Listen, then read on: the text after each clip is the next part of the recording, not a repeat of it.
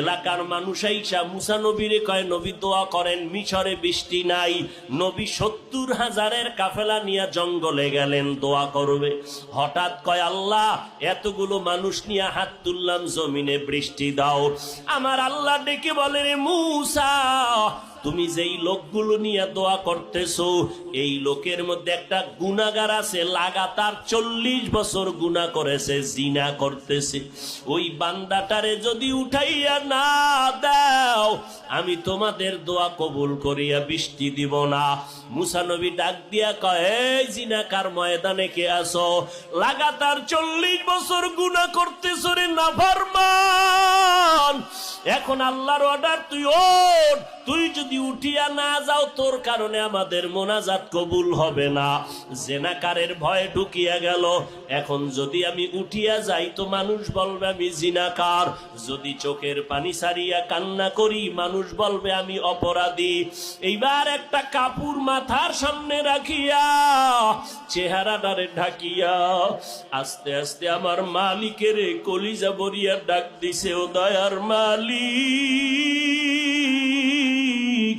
40টা বছর আমি গুনাহ করতেছি, তুমি তো কখনো আমার গুনাহটারে মানুষের কাছে প্রকাশ করাও নাই।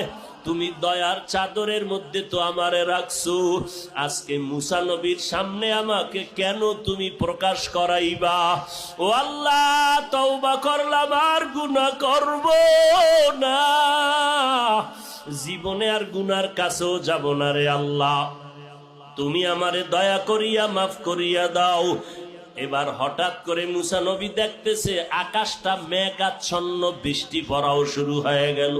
মুসা নবী বলেন, আল্লাহ আপনি যাকে উঠতে বললেন সে তো উঠে নাই, আবার বৃষ্টি দিলেন কেন?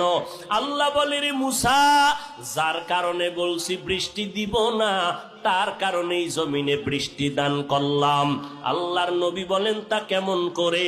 আল্লাহ বলে, মুসা তুমি কি জানো না আমার একটা নাম গফফার, আমার একটা নাম সত্তার, আমার একটা নাম রহমান। ওরে গুনার পাহাড় নিয়েও যদি কোনো বান্দা একটু ডাক দেয় মালিক, ও আল্লাহ তুমি আমারে মাফ করিয়া দেন।